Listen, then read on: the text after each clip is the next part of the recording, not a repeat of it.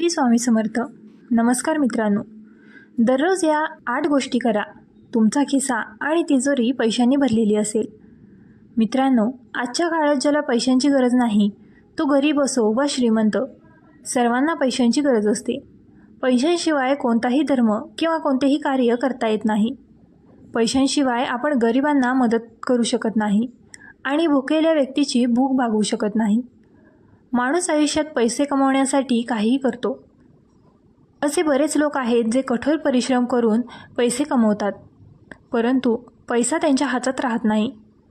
परंतु यावर उपाय प्राचीन काळातच सापडला होता. ते दिले होते आणि आपल्या प्राचीन धार्मिक ग्रंथांमध्ये देखील ते तपशीलवार स्पष्ट केले आहे. या छोट्या आणि सोप्या उपायांनी कोणताही व्यक्ती आपले भाग्य उजळवू शकतो आणि त्याच्या वाईट दिवसांमधून बाहेर पडू शकतो. तर चला जाणून घेऊया ते प्राचीन सोपे उपाय कोणते आहेत. पण त्याआधी जर तुम्हालाही देवी लक्ष्मीचा आशीर्वाद तुमच्यावर कायम राहावा असे वाटत असेल तर हा व्हिडिओ लाईक करा आणि तुमच्या चॅनलला सबस्क्राईब करा आणि कमेंट बॉक्समध्ये जय लक्ष्मी माता लिहून तुमची उपस्थिती निश्चित करा. पहिला मुद्दा, सकाळी लवकर उठा आणि सर्वात आधी तुम्हाला काही वेळ तुमचे तळवे पाहावे लागतील आणि नंतर ते तुमच्या चेहऱ्यावर 3 ते 4 वेळा घासावे लागतील. धार्मिक ग्रंथांनुसार तळहाताच्या वरच्या भागात देवी लक्ष्मीचे स्थान आहे. तळहाताच्या मध्यभागी देवी सरस्वतीचे स्थान आहे आणि खालच्या भागात भगवान विष्णूंचे स्थान आहे.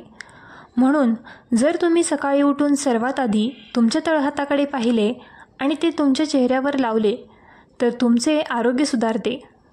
क्रमांक 2, जर तुम्हाला दुर्दैवापासून मुक्ती मिळवायची असेल तर तुम्हाला दररोज तुमच्या छतावरील मातीच्या भांड्यात पक्ष्यांसाठी अन्न आणि पाणी ठेवावे लागेल. असे केल्याने तुमच्या समस्या हळूहळू सुटतील, ते संपेल आणि तुमचे दुर्दैव नशिबात बदलेल. यासोबतच तुम्ही तुमच्या घराबाहेर प्राण्यांसाठी मातीच्या भांड्यात पाणी ठेवावे. असे केल्याने तुम्हाला पुण्य मिळते, ज्यामुळे तुमचे जीवन आणखी चांगले आणि आनंदी होईल.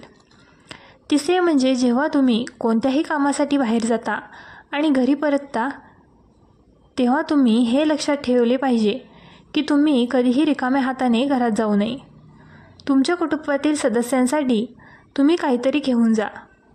जरी ते झाडाचे एक छोटे पान असले तरी तुम्ही घरात रिकाम्या हाताने जाऊ नये. तुम्हाला हे माहीत असले पाहिजे की जर तुम्ही हे केले तर पैसे तुमच्या घरात कधीच राहणार नाहीत.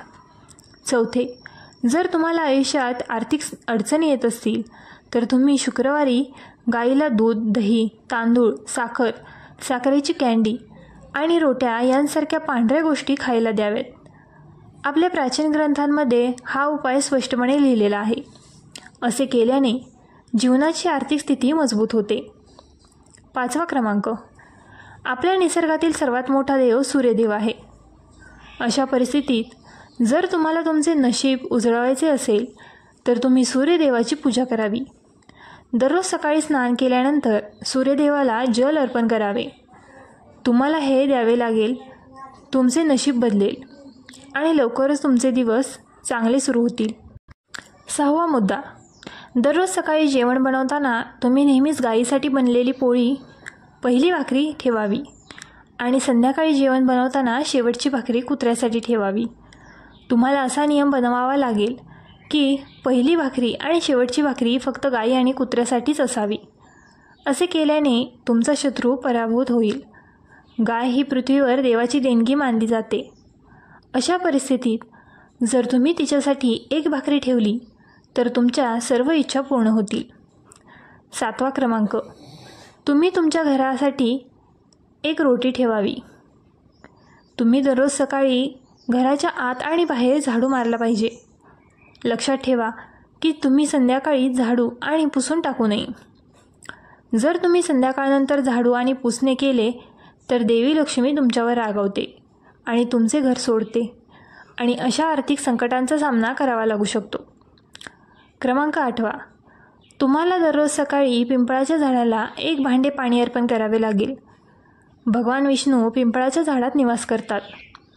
जर तुम्ही दररोज पिंपळाच्या झाडाला एक भांडे पाणी अर्पण केले तर भगवान विष्णू तुमच्यावर खूप प्रसन्न होतात आणि तुम्हाला शुभफळे मिळतात. तुम्हाला दररोज सकाळी पिंपळाच्या झाडाला 1 भांडे पाणी अर्पण करावे लागेल.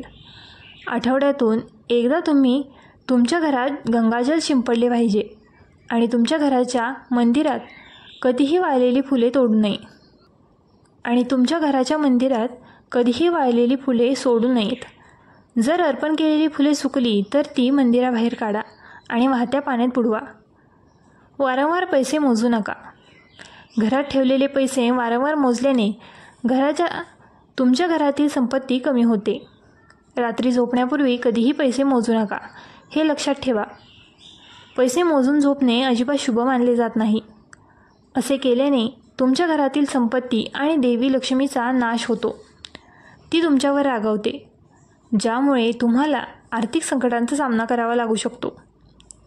जेव्हा तुम्ही काही महत्त्वाच्या गोष्टी कामासाठी घराबाहेर पडत असाल तेव्हा त्याआधी तुम्हाला तुमच्या पालकांचे आणि वडिलांचे पाय स्पर्श करावे लागतील.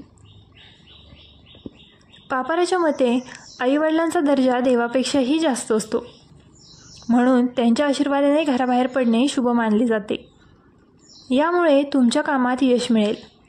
मित्रांनो, तुम्हाला कोणत्याही तलावात किंवा नदीत जावे लागेल आणि माशांना पिठाचे गोळे खायला द्यावे लागतील. असे केल्याने देवी माता त्यांना प्रसन्न करेल. लक्ष्मी तुमच्यावर खूप प्रसन्न आहे.